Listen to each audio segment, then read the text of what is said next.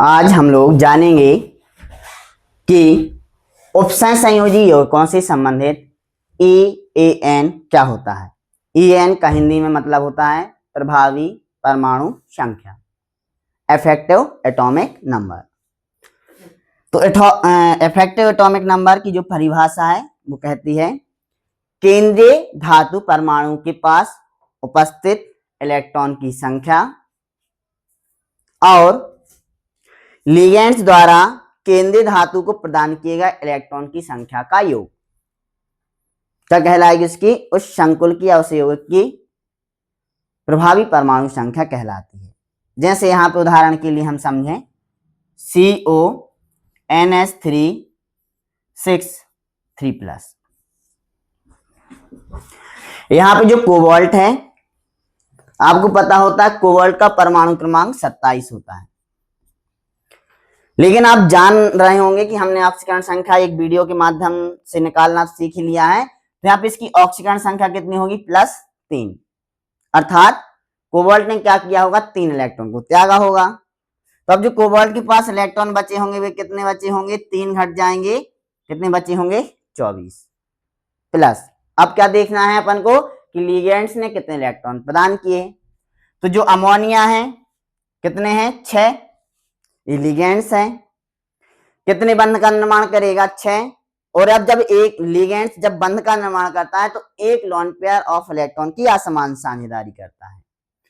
तो इस एक अमोनिया ने 2 इलेक्ट्रॉन को प्रदान किया होगा, तो 6 अमोनिया ने कितने इलेक्ट्रॉन को प्रदान किया होगा? 12। 2 × 6।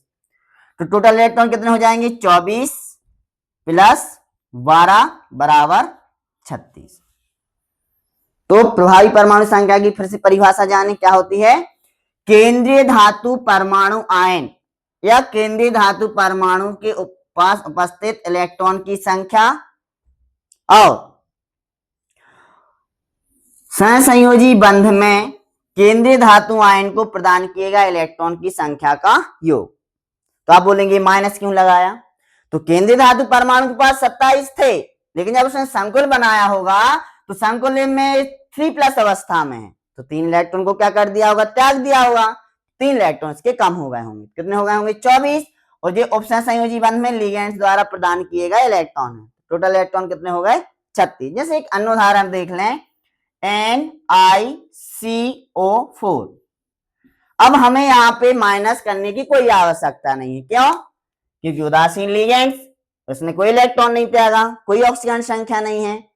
तो यहाँ पे निकेल का परमाणु क्रमांक 28 प्लस लिगेंड्स द्वारा प्रदान किए गए इलेक्ट्रॉन की संख्या का योग।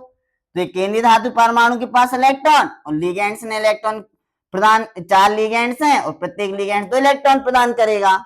तो 28 + 8 = 36। ऐसे यदि हम दूसरा उदाहरण देख लें,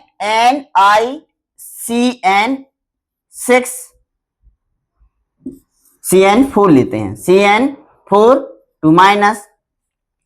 यहां पे यदि आप ऑक्सीकरण संख्या निकाल लेंगे तो कितनी आएगी? +2। तो निकलने के पास जो 28 है लेकिन ऑक्सीकरण संख्या +2 है, +2 मतलब 2 इलेक्ट्रॉन का त्याग देना। जैसे अपनी बाहरी कक्षा में से 2 इलेक्ट्रॉन को त्याग दिया होगा, तो 2 इलेक्ट्रॉन को त्याग दिया होगा तो कितने बचे होंगे? 26। अब एक लिगेंड्स कितने इलेक्ट्रॉन लेके आता है? 2। कितने लिगेंड्स हैं? 4। तो टोटल इलेक्ट्रॉन कितने हो गए? 8। 26 + 8 कितने हो गए होंगे? 34।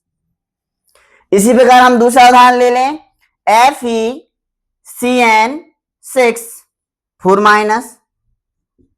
यहां पे यदि हम ऑक्सीकरण संख्या निकालना का प्रयास करें तो आयरन की ऑक्सीकरण संख्या आएगी +2। आयरन का परमाणु क्रमांक 26 +2 ऑक्सीकरण संख्या मतलब 2 इलेक्ट्रॉन को त्याग दिया। कितने लिगेंड्स आ रहे हैं? 6। और प्रत्येक लिगेंड्स कितने इलेक्ट्रॉन लाएगा? 2।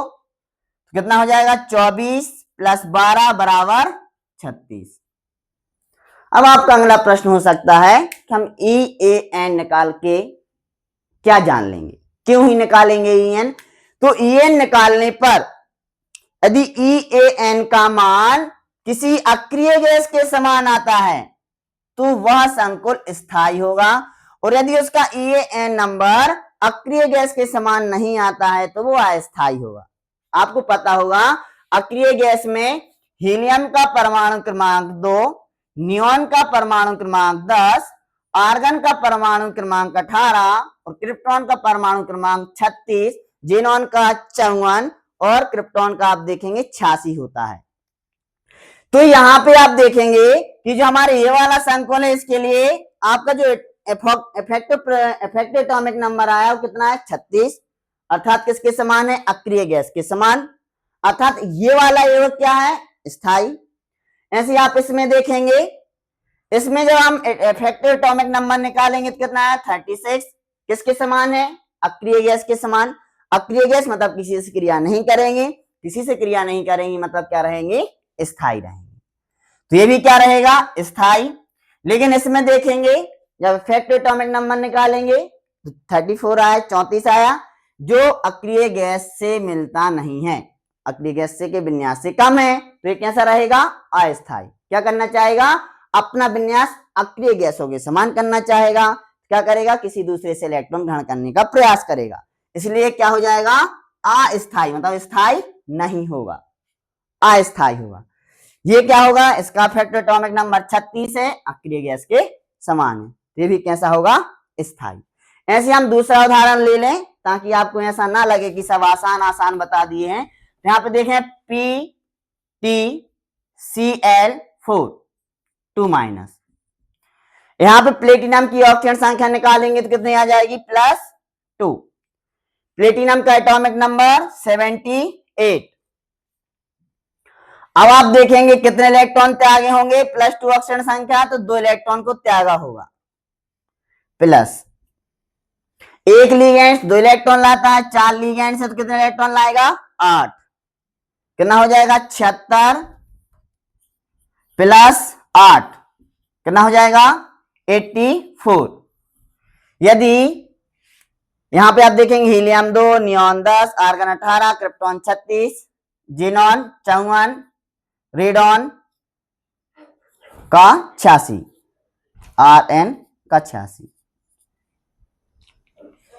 तो यहां पे आप देखेंगे कि जो इलेक्ट्रॉनिक विन्यास 36 के बराबर नहीं, 86 नहीं है, 86 से क्या है कम, क्या हो जाएगा स्थायी नहीं होगा, कैसा होगा अस्थायी। तो ये होता है इफेक्टिव एटॉमिक नंबर, प्रभावी परमाणु संख्या, जिसके आधार पर आप बता सकते हैं कि यौगिक स्थायी है अस्थायी है।